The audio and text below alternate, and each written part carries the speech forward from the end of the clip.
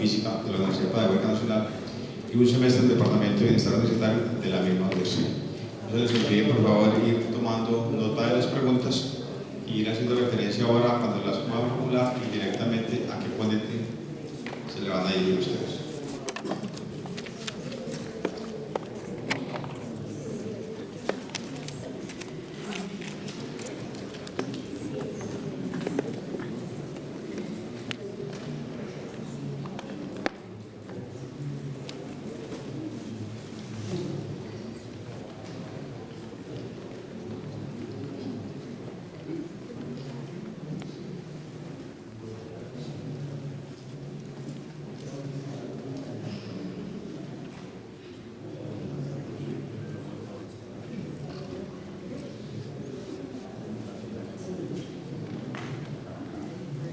Bien, bueno, muy buenas tardes.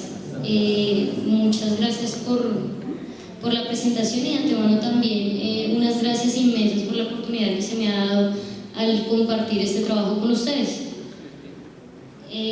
Bueno, el ocio en el trabajador, una lucha obrera que posibilita la mirada al tipo de desarrollo social humano, es el nombre que lleva este trabajo y se estructura en 3 partes que sustentan un tema que, si bien no es nuevo, sus consecuencias han tendido a quedarse en el olvido. Aquí busco ahondar una de las problemáticas que acoge al trabajador obrero actual, basándome primero en parte de la historia de la época reconocida como la Revolución Industrial.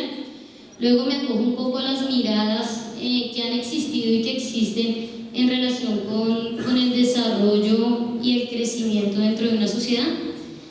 Y finalizo abarcando algunas de las concepciones más reconocidas y relevantes en cuanto al ocio.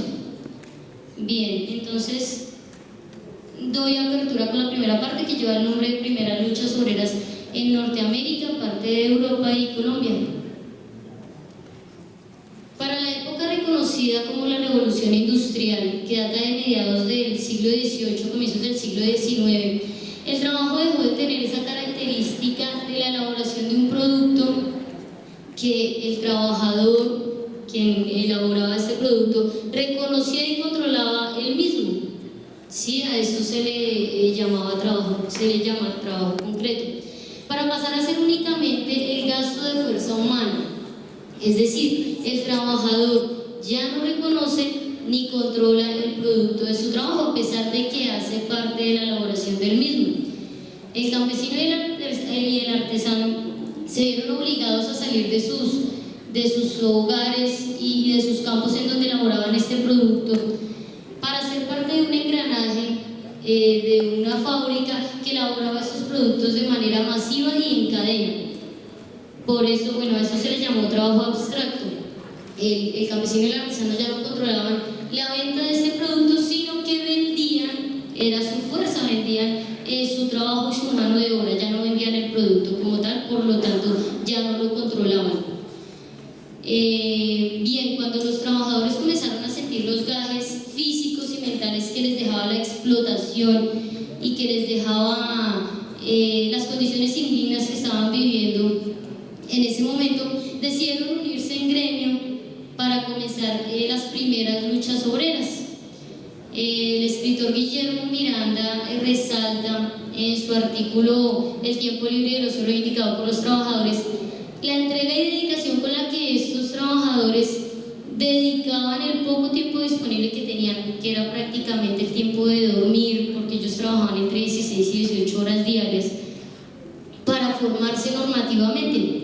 Ellos se reunían en ese tiempo para estudiar la norma que en ese momento justificaba las condiciones indignas y la explotación que vivían, y de alguna manera pues pretendían transformar esa normatividad, ¿sí? Basándose también pues en las luchas que ejercían en ese momento. Entonces con esto comentaré algunos momentos relevantes de estas luchas en los lugares mencionados. Por ejemplo, en Norteamérica en 1791, con la primera acción a favor del tiempo libre en Filadelfia, luego en 1799 nuevamente en Filadelfia, pero con los zapateros, y en Nueva York con los tipógrafos, y en 1806 con la revelación de los trabajadores de la construcción. Bien, ahora en Europa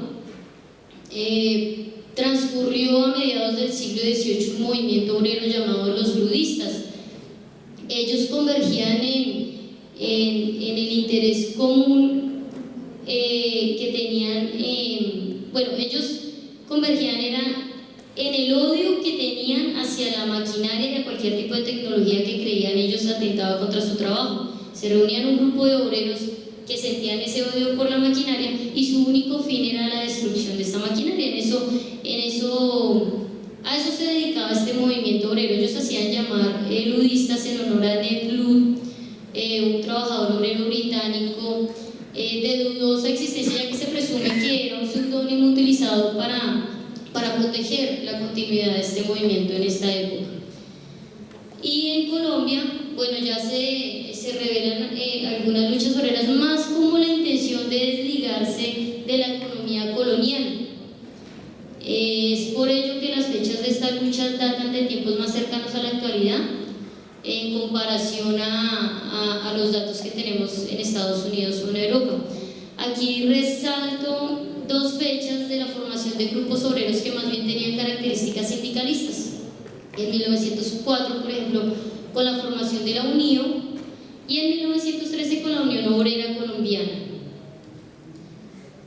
Ya para la segunda parte de mi trabajo lo que trato es trato de plasmar algunas de las miradas, o dos de las miradas en cuanto al desarrollo y crecimiento nos referimos. Tenemos el desarrollo social y humano y por otro lado el desarrollo económico.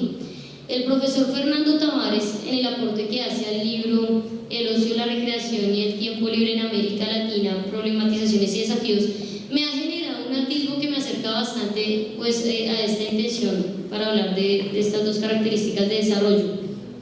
Comienzo con uno de sus aportes respecto al Banco Mundial, en donde en 1948 ha declarado como pobres a todos los países que recibieran un ingreso per cápita menor a $100. Desde este momento, 2/3 partes de la población mundial quedaron catalogadas como pobres. Y es allí entonces en donde nosotros comenzamos a hablar de países tercermundistas o subdesarrollados. Países que se encuentran por debajo del desarrollo y que trabajan para estos países industrializados y desarrollados. El profesor Fernando Tavares le adjunta a las poblaciones desarrolladas la intención de generar espacios adecuados para el ocio y la recreación, mientras que postula a los países subdesarrollados como espacios poco propicios para este tipo de prácticas. Bien, todavía acá no vamos.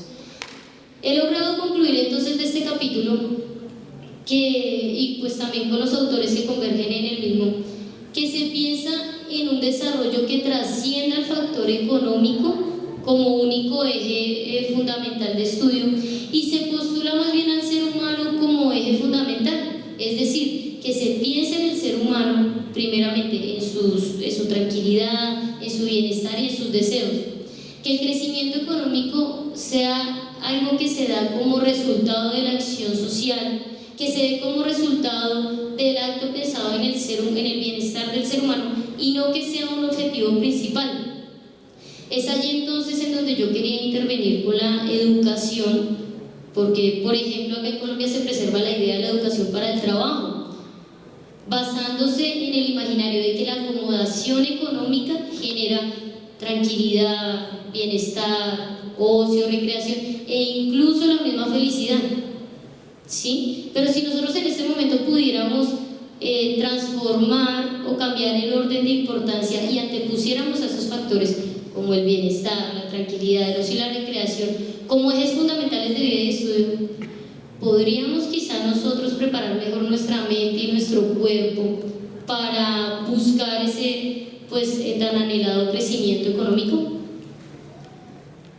Bien, entonces aquí, ahora sí, Tavares también hace una crítica interesante a lo que es supuestamente un país desarrollado y deja abierto el interrogante en este análisis de cómo podríamos nosotros pensarnos en un desarrollo, en el desarrollo de la recreación y el ocio, siguiendo países desarrollados que consumen. Bueno, aquí él hace una explicación bien interesante, porque asegura que según algunos estudios, el 20% de la población desarrollada consume el 80% de los recursos mundiales. Es decir, ¿de cuántos recursos entonces necesitaríamos si el 100% de la población lograra ese tan anhelado, tan esperado crecimiento económico? Entonces, ¿qué tan consciente es ese desarrollo económico? ¿Qué tanto estamos buscando y que estamos poniendo por encima del desarrollo humano? Bien, para la tercera parte del trabajo, acudo a algunos de los conceptos más reconocidos y estudiados en cuanto al ocio, de algunos escritores que han visto con la misma importancia al ocio con que se ha visto a la recreación y al tiempo libre. Bueno, esta relación no necesariamente hace parte de un escritor como tal, pero sí se ha visto involucrada en muchas de las investigaciones de los estudiosos del ocio.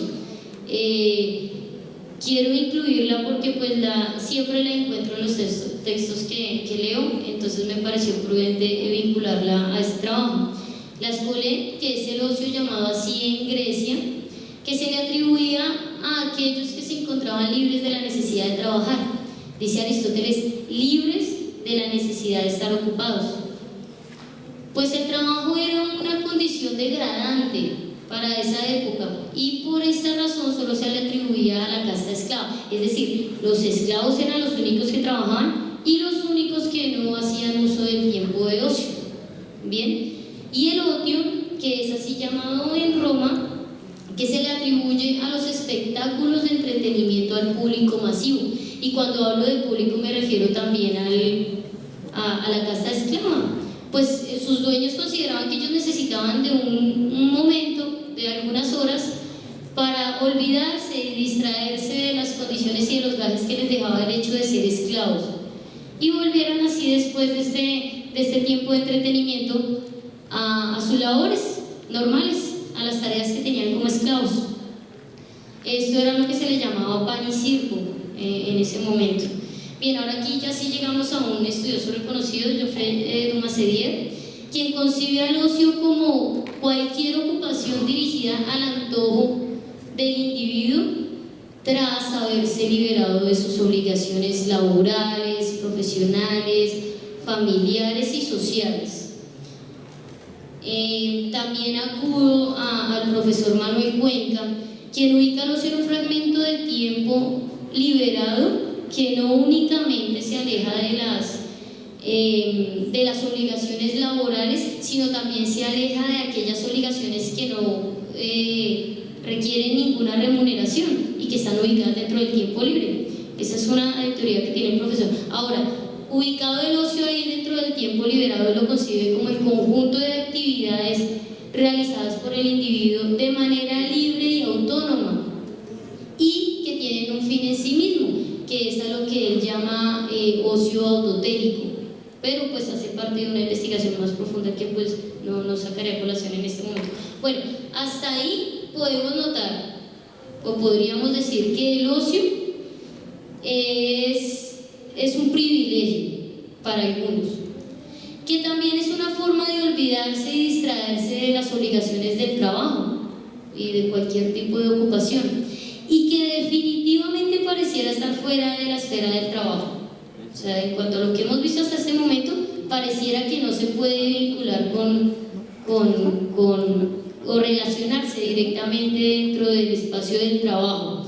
Entonces, de esa manera, podríamos decir que el trabajo es una labor de esfuerzo físico y mental que se encuentra fuera de la esfera del tiempo liberado, y allí, que es en donde se encuentra el ocio, y allí ubicaríamos entonces al ocio como el momento que utiliza, que tiene el trabajador para liberarse de esas tensiones, precisamente porque se encuentra el ocio fuera del límite del trabajo. Es por eso que genera ese bienestar al trabajador. Guillermo Miranda resalta o le atribuye al ocio la importancia del descanso para la recuperación de la fatiga física y nerviosa que deja el trabajo, y también asegura que estos placeres han sido rechazados durante siglos por la moral del trabajo y por los valores sociales. Bien, nosotros sabemos que es hasta ahora que el ocio se está viendo desde otra perspectiva distinta a como se veía antes.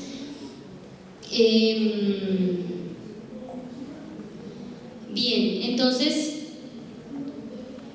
podríamos ya culminar con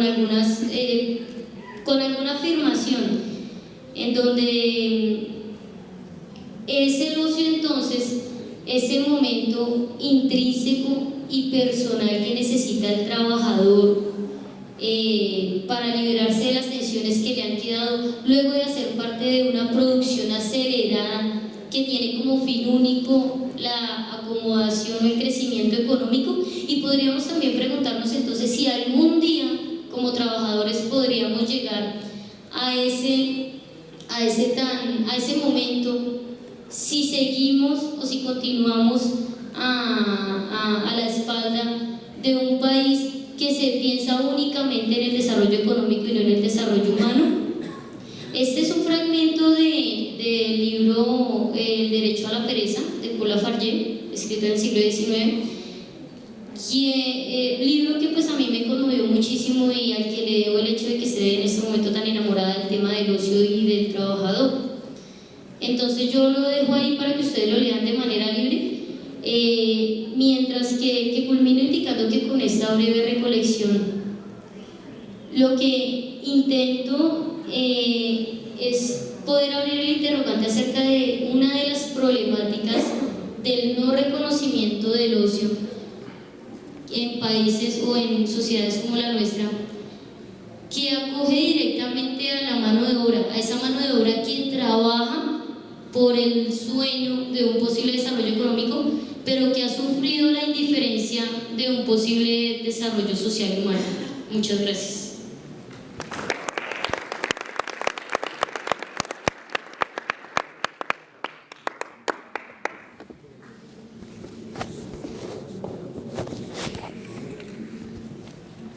Vamos a dar paso al último trabajo de esta tarde para que luego pasemos al espacio de las preguntas.